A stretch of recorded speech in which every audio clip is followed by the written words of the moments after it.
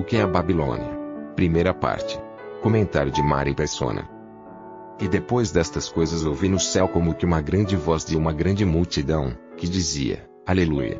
Salvação e glória e honra e poder pertencem ao Senhor nosso Deus, porque verdadeiros e justos são seus juízos, pois julgou a grande prostituta, que havia corrompido a terra com a sua prostituição, e das mãos dela vingou o sangue dos seus servos. E vem vozes de louvor, e vem aleluias e tudo isso, porque Deus julgou a Babilônia. E é interessante pensar nisso, porque a Babilônia é a cristandade, né? Ela tem a sua...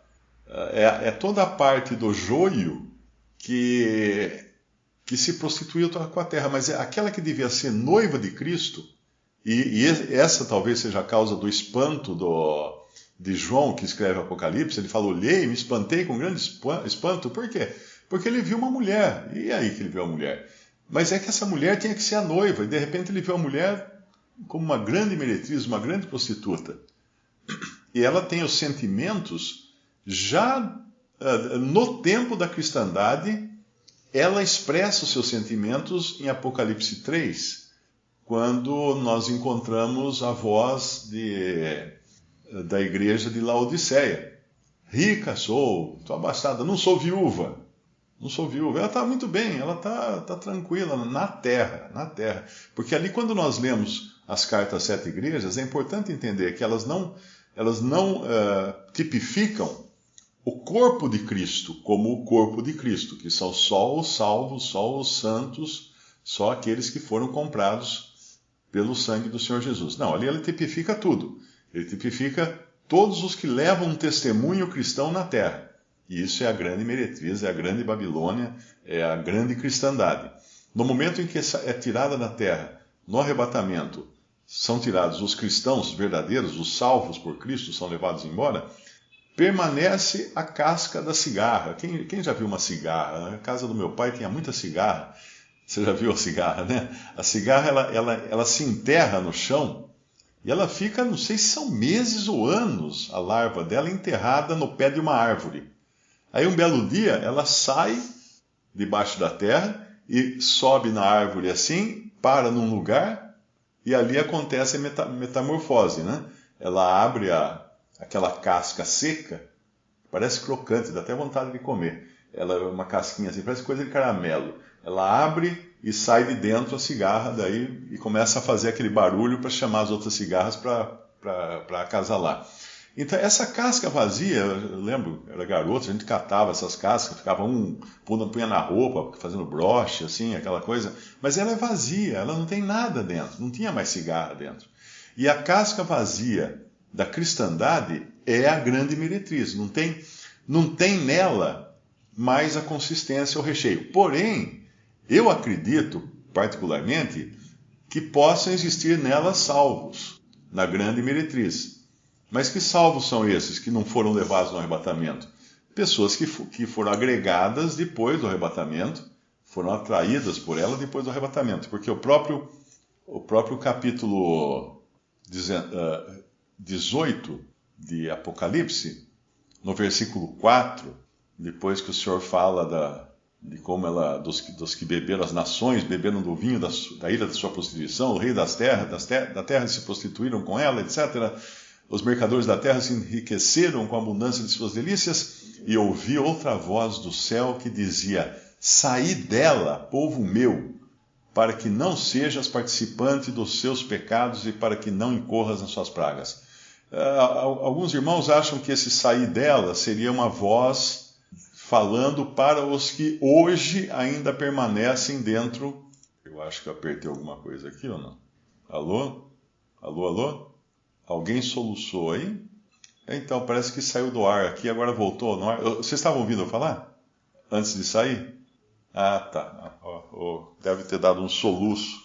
Isso, essa parte do sair dela, povo meu, alguns irmãos entendem que seria uma ordem dada para todas as épocas, inclusive agora, quando ainda já existe essa grande cristandade, né? E muitos estão ligados a ela. Mas eu particularmente creio que serão mais para pessoas que serão agregadas a ela depois do arrebatamento.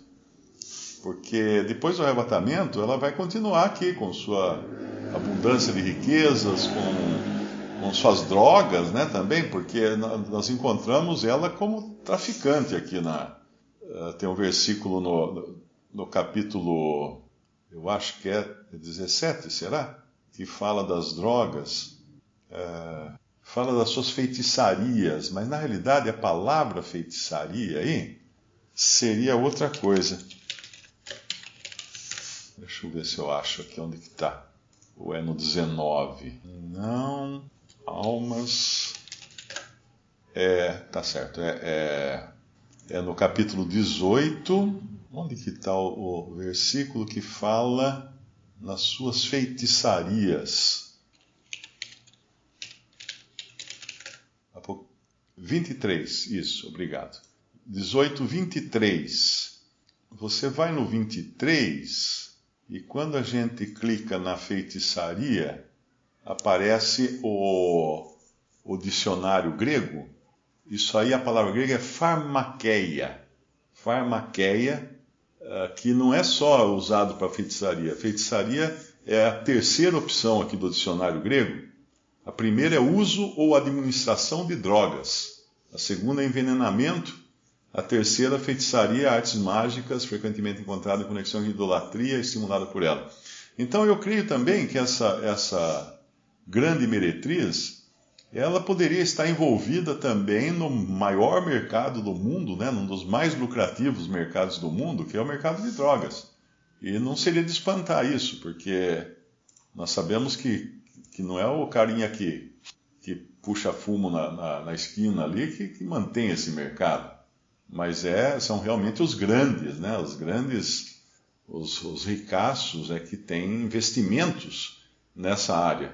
Inclusive, basta ver a história recente aí dos anos 80, 90, dos movimentos para fazer financiamento de guerras usando dinheiro sujo de droga, para que os investimentos de compra de armas não aparecessem nas contas do país, né, dos países envolvidos em guerra. Então, não é de se espantar que também ela terá uma parte aí de envolvimento em comércio de drogas. Então, você imagina que tamanho é o problema dessa mulher, dessa grande prostituta, que seduziu as nações, e a falta que as pessoas farão dela, porque como ela estava totalmente voltada para a terra, e sendo da terra, com os interesses na terra, que falta as pessoas sentem dela?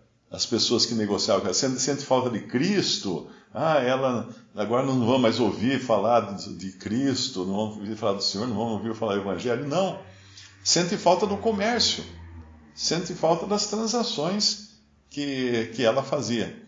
Então essa é a grande diferença entre os capítulos 17, 18 e o 19, quando dá um salto aqui para falar da alegria que agora acontece no céu com a queda dessa prostituta. Muitas vezes nós ficamos na dúvida se devemos nos alegrar ou não com os avanços da cristandade no mundo. Eu creio que nós devemos nos alegrar com os avanços do Evangelho, com pessoas sendo salvas, pessoas crendo em Jesus e tudo mais. Mas o crescimento, a pujança da cristandade, não. Não, porque não era isso que o Senhor queria para a igreja. Nós vemos lá em Mateus, quando fala do reino dos céus, e depois esse reino dos céus acabaria sobreposto, né, com o que é a cristandade, que é o testemunho cristão na terra, se sobrepondo, aquela teoria dos conjuntos, né? O conjunto reino dos céus acaba sendo coincidente com o conjunto cristandade na era atual. E nós vemos que era para ser coisa pequena. Nós vemos ali o semeador sai a semear, cai sementes na beira do caminho, vem as aves, que essas aves nada mais são do que agentes diabólicos, são agentes de Satanás, e arrebatam as sementes. O Senhor vai explicar numa outra parábola que é a ave que arrebata a semente é o diabo, né? Da beira do caminho. O que é a beira do caminho? É o lugar que as pessoas circulam, é o lugar onde a multidão está. Então as coisas de Deus nunca foram amigas do lugar que a multidão está. Pelo contrário, se está todo mundo ali, é melhor não estar lá, porque nunca foi assim. A verdade nunca foi popular. Em tempo nenhum, nem no Antigo Testamento, quando cerravam ao meio profetas, quando matavam profetas, todos os profetas foram mortos, né? Nem no Novo Testamento, nos Evangelhos, a verdade de Deus nunca foi popular. Então, quando os tapinhas vêm nas costas, pode desconfiar que tem alguma coisa errada, tem outros interesses voltados aí, misturados aí. Então, essa semente que é arrebatada pelo diabo, esse mesmo Satanás e seus asseclas e seus ministros, que Paulo chama de que Satanás pode se transfigurar em anjo de luz, os seus ministros em ministros de justiça, lá em Coríntios, eles reaparecem, essas aves, nos galhos da árvore de mostarda. E quando é que começa a dar essa virada de algo que não era nada, que era uma pequena semente que foi plantada numa terra, quando é que desperta o interesse do diabo? Embora ele já tenha aparecido na parábola sacando as sementes da beira do caminho, né, no lugar. A beira do caminho nos fala também da opinião pública. O pior lugar para um cristão estar é à beira da opinião pública. Ou seja, junto, dando ouvidos e seguindo a corrente, que é o que fala em Efésios capítulo 2, quando fala assim, nós estávamos... Esqueci o versículo, vamos lá. Efésios 2... Vos vivificou, estando vós mortos em ofensas e pecados, em que noutro tempo andastes, segundo o curso deste mundo. O curso deste mundo. Quando você trabalha na roça, e você planta milho ou qualquer coisa assim, e tem lá um regatinho mais para cima, que você quer trazer água para molhar ali, o que você faz? Você muda o curso do regatinho para ele correr nos pés do milho, no lugar da sua plantação. E ele vai acompanhar o curso. Você cria um curso, cria uma enxurradinha para ele, né? Com a enxada você vai picando assim até formar um caminho para ele. Esse é o curso. E o curso desse mundo é onde a multidão está, onde as pessoas andam. Esse é o curso do mundo, é o lugar que todo mundo quer estar. Está todo mundo ali, onde quem tiver mais like sai ganhando no curso do mundo, né? Que é o lugar que nós nunca deveríamos compactuar com as opiniões deste mundo, porque elas serão contrárias a Deus, ainda que possam parecer favoráveis, elas serão contrárias a Deus. Mas voltando lá em Mateus, então, o que acontece lá com essa semente é plantada na terra, mas ela está quietinha ali na terra. Quando a gente abre lá em Mateus Mateus 13, quando fala da parábola da semente, é interessante uma palavrinha aqui que chamou a atenção nessa semana. A gente estava até conversando numa outra live, Mateus 13, quando acontece a outra parábola do joio. Versículo 24, Mateus 13, 24. Propôs-lhes outra parábola, dizendo: o reino dos céus é semelhante ao homem que semeia a boa semente no seu campo. Mas dormindo os homens, ou seja, quando os homens dormiram, tiraram a atenção, ficaram distraídos para a verdade, não deram mais atenção à verdade, não guardaram mais, não zelaram, né? Como a gente tem aqui eu moro num prédio, tem um zelador lá embaixo, ele precisa ver quem entra, quem sai, ele precisa examinar, tem as câmeras na tela lá, todas aquelas imagenzinhas dos vários lugares que tem câmera, ele tem que ficar olhando ali, para ver se não vai entrar algum intruso. E os homens dormiram. Na cristandade aconteceu isso. No meio cristão, os homens dormiram. Dormiram, aí veio o inimigo e semeou o joio no meio do trigo. Já começou lá atrás, né? Começou no dia em que Simão, o mago, se converteu, né? Entre aspas. Ele escuta o evangelho de Filipe e creu o próprio Simão e foi batizado. É claro que não tinha que fazer uma sabatina nele para ele ser batizado. Isso aí fazem hoje as religiões, né? Porque elas entendem que o batismo é a porta de entrada na denominação. Então é feita uma sabatina, tem curso de batismo, tem uma série de coisas. Precisa passar no curso, ter boa nota para ser batizado, né? Isso não existe na Bíblia. Nós vemos que quando a igreja foi formada, 3 mil, né? 3 mil pessoas foram batizadas. Ninguém pediu RG, certidão de casamento, nada dessas 3 mil. Foram batizadas.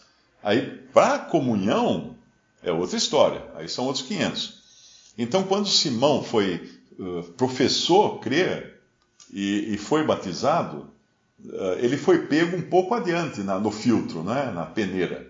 Ele passou na primeira peneira, da aparência de cristão, quando ele foi batizado.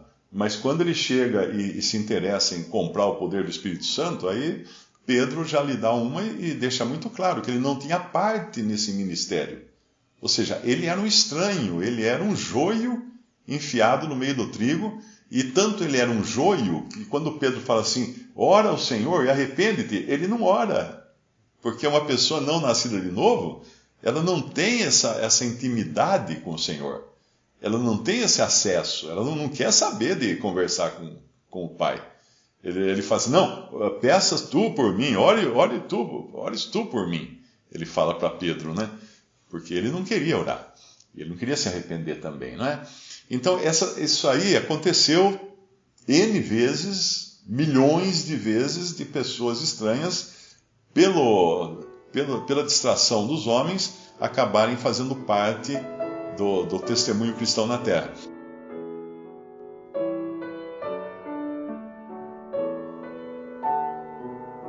Visite Respondi.com.br.